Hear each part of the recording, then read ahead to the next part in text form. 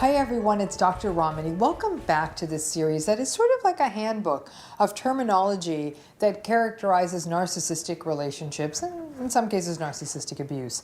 This series is designed to shed light on what these things mean because a lot of these terms get thrown around in lots of videos and blogs, but I want to ensure everyone knows what they mean.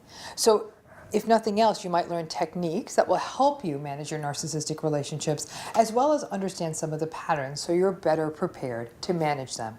Today, we're going to take on the topic of trauma bonding. And as always, I'm going to ask you, if you like what you're seeing, please do hit the bell, subscribe to this channel. You'll get notifications as new content comes out. We put out content regularly, and that way you'll always be up to date.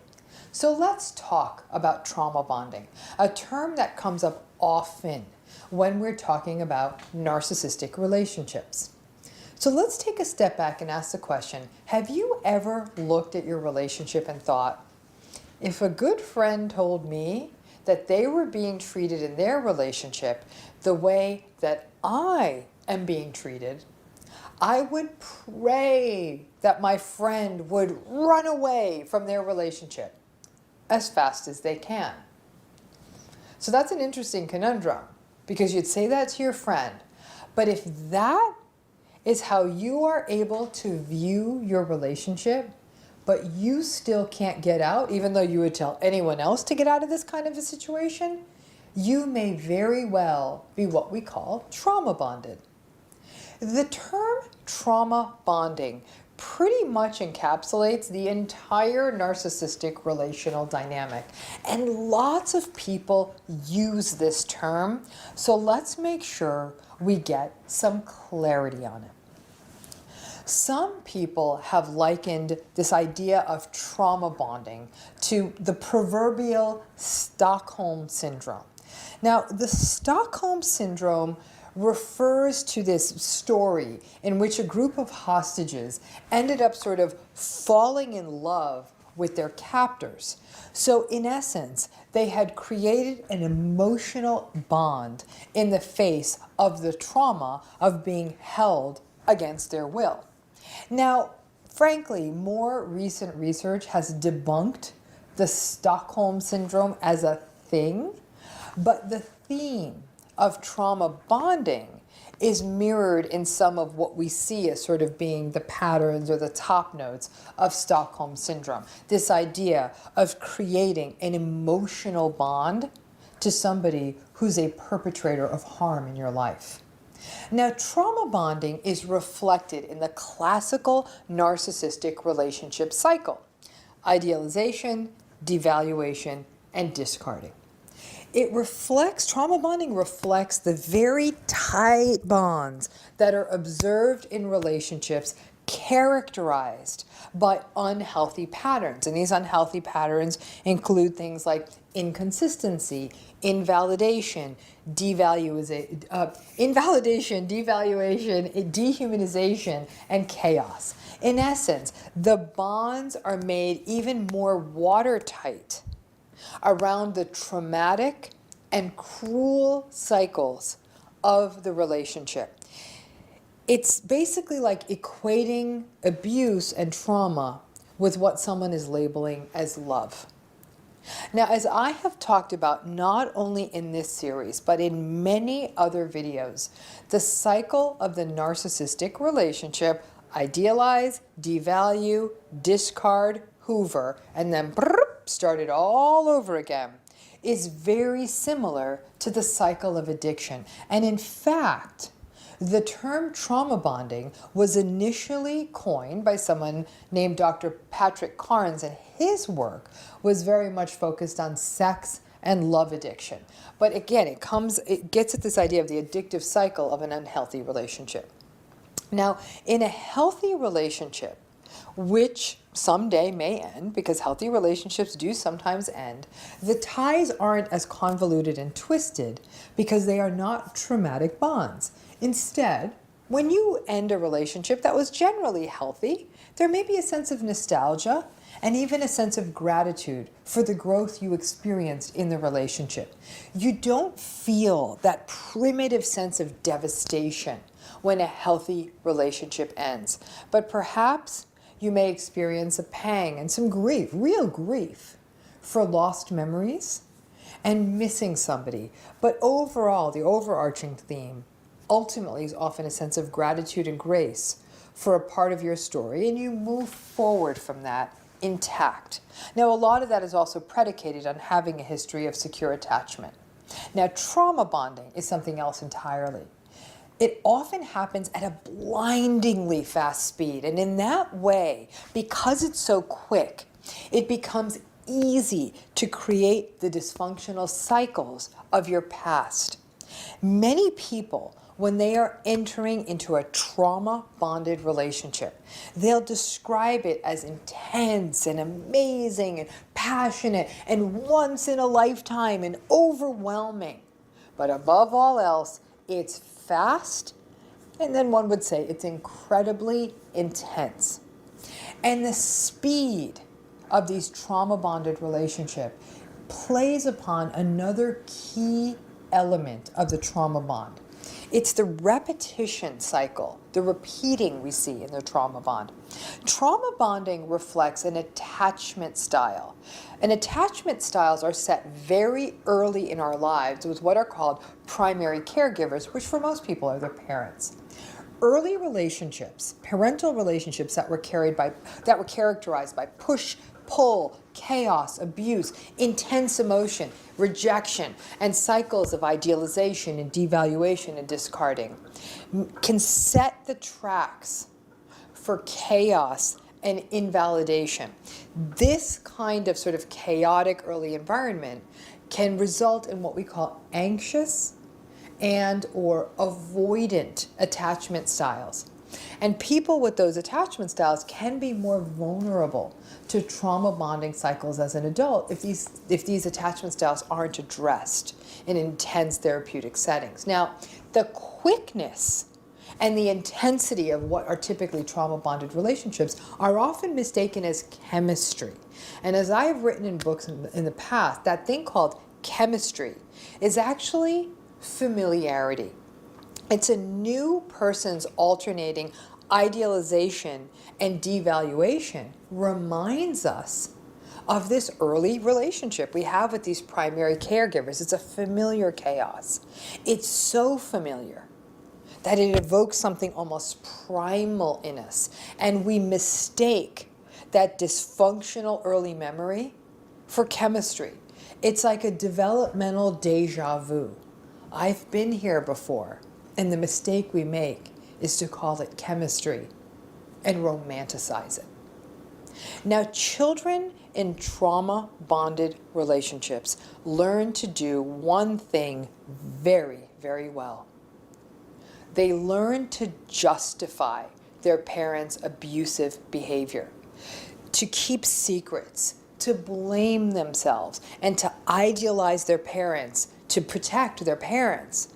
Children can't get their heads around the idea that a caregiver is harmful, because it really kind of leaves this big gaping hole. If a caregiver is harmful, then what? Who's going to take care of them? Kids don't get to have a plan B. And so their sweet, beautiful little brains sadly have to learn to justify, rationalize, and appease abusive parents. That cycle can then potentially play out in the trauma-bonded adult relationship with the person even thinking about it. It is that familiar that, in fact, to do it differently really would require some thinking. So these relationships are quick, they're intense, they feel like chemistry, they might even feel like magic. And the trauma bond, as a result, slowly gets thicker and thicker. Now, I'm going to use this to take a strange little sideline here and I'm going to talk about slot machines, okay? If you've ever played a slot machine, you're going to understand this. But slot machines can actually help you understand trauma bonding. Narcissistic relationships work because they are like slot machines. You know, slot machines where you put the coin in and you pull the handle, and if you're lucky, you win an award, or you win lots of money. Slot machines work on something called intermittent reinforcement. It's a very fancy way of saying that you don't know when a reward is coming, and you don't know how big the reward will be. You know sometimes that reward can be humongous. More often than not, you don't get anything. This kind of cycle, reward cycle, is the most difficult to unstick a person from. And anybody who's ever played a slot machine knows that. You play the machine, you hold out thinking, maybe I'm going to win on the next pull, and maybe I'm going to win on the next pull. A healthy relationship is actually like a boring slot machine. Like imagine a slot machine where like every third pull you get a dollar. You put a $2 in, you get $1 back. You put $1 in, you get $1 back. It would actually not be very interesting or exciting. It would be reassuring and it would be healthy, but it sure as heck wouldn't be addictive.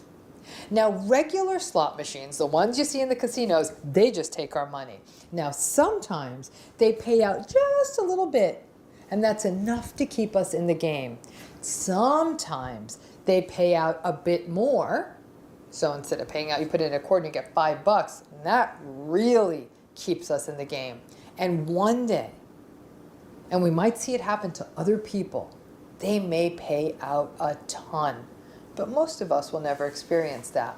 But we keep sticking around and keep money in to see if it happens. Because after all, it happened to someone else. Look, there's their picture. It happened to that guy.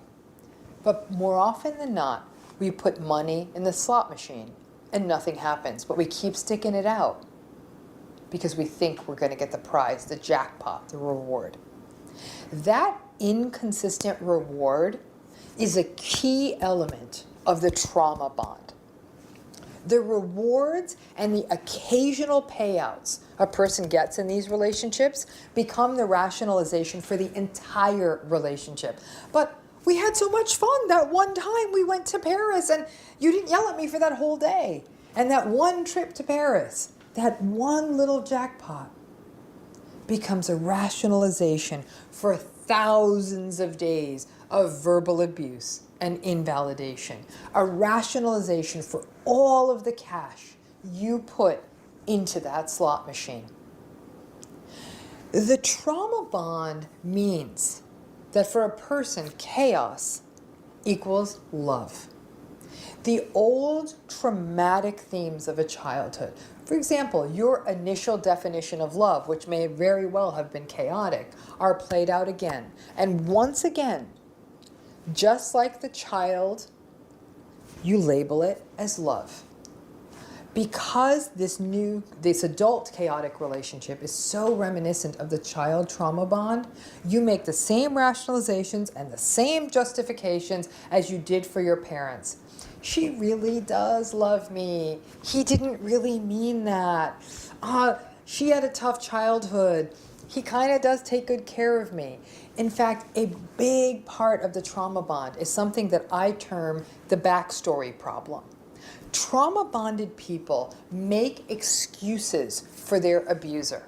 They make excuses for their abusive behavior around, for example, their tough childhood, or maybe a childhood where they were impoverished, or understanding that maybe your partner wants to prove himself to his dad, or you'll say things like, he talks without thinking, he doesn't really mean it. The trauma-bonded person is very good at one thing, and that's gaslighting themselves.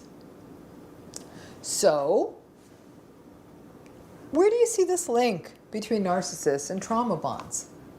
Part of it relates to that anxious and avoidant attachment cycle that characterizes the entire addictive relationship cycle.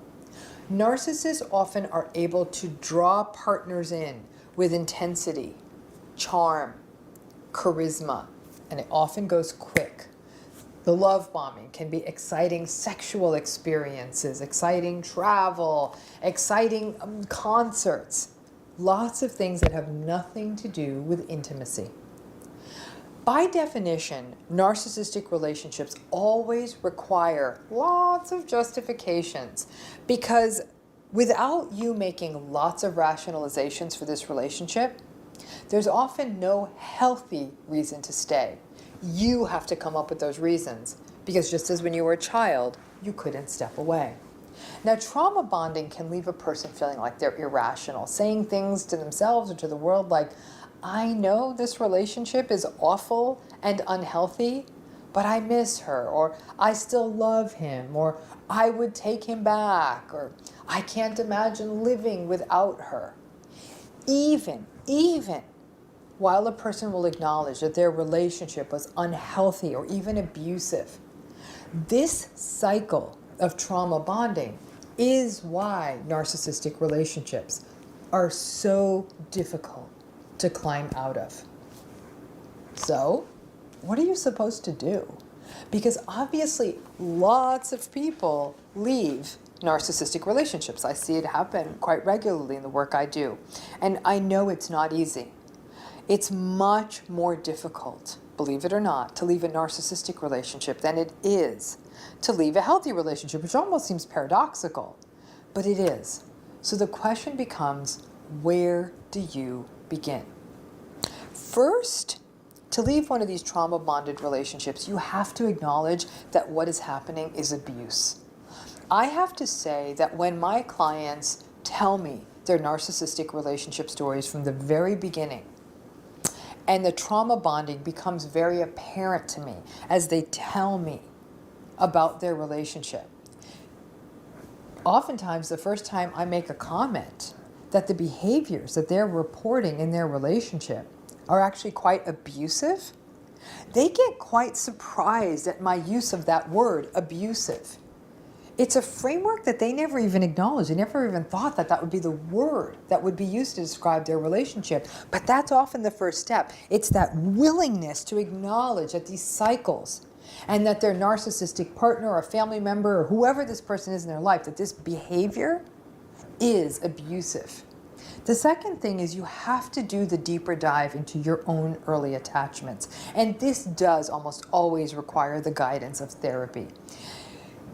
You have to really look and see, can you see the parallel between the cycles that are playing out for you now and that trauma-bonded cycle from your own childhood? And as an adult, part of the fantasy is that you might be able to master, to like grown up and power through that trauma-bonded relationship that you couldn't do as a child. You know, the third thing you need to keep in mind is you have to recognize that this is not a slot machine. In fact, there is no jackpot here. This particular slot machine called your narcissistic relationship is just going to keep taking your money. And in this case, in the case of a relationship, it's not just your money, it's your energy, it's your authenticity, it's your soul, it's your heart. The narcissist is really not likely to change significantly enough to make a difference. And simply understanding that will break you out and can break you out of the blindness of the trauma-bonded cycle. The fourth thing is to judge the relationship in the here and now. And that means you gotta jump on the mindfulness train. You've gotta look at their lies now, their cheating now, their invalidation now. And stop yourself from making these justifications and rationalizations. When you do that, these cycles look a lot less like love and a lot more like abuse and a lot less like a project where you're going to rescue someone. The fifth thing is to make a list of the things that make you uncomfortable about the relationship and keep adding to it. In your weaker moments, when you feel like you're going to get sucked back in or hoovered back in, look at that list. It becomes a list of the abuse you have suffered, and it may help you sever some of that bond when you can look at it with more clear eyes. The sixth thing is you got to get therapy if you're going through a trauma-bonded cycle. This work is best done with a guide and someone who understands both narcissism and trauma. Trauma bonding is very, very much to me synonymous with the cycle of the narcissistic relationship. Now, are there trauma-bonded cycles that don't include narcissism? Absolutely. It's a wider term. But the fact is, trauma bonding blinds you, it confuses you, and it plays upon your vulnerabilities. You need to pay attention to those early, heady, and very quick days in a relationship. Intense and fast relationships are often danger signals that distract you from the abuse that inevitably lurks ahead. The chaos and the sporadic sort of rewards make these relationships a very dangerous sort of casino to play in. Slot machines tend to be a sucker bet, and very, very few people win the jackpot. But in this case, this isn't just about some coins you're throwing in a machine. This is about your heart and soul, and you want to make sure you don't gamble your heart and soul away. Trauma bonding is real, and it is painful. But if you can have the opportunity to do the psychological work, these bonds can be broken. It's my hope that this video has illuminated some of the themes of trauma bonding for you. It's a term that is often used when we're talking about narcissistic relationships, and by understanding it, you may also understand how in many cases, narcissistic relationship cycles are often lifelong cycles. Thank you again for tuning in. Again, if you like this content, please do hit the bell and subscribe to this channel. You'll get regular notifications about ongoing content coming out and the many series and other content we put out on a weekly basis. So thanks again. Bye-bye now. Thanks again. Bye-bye now. Thanks again. Bye-bye now.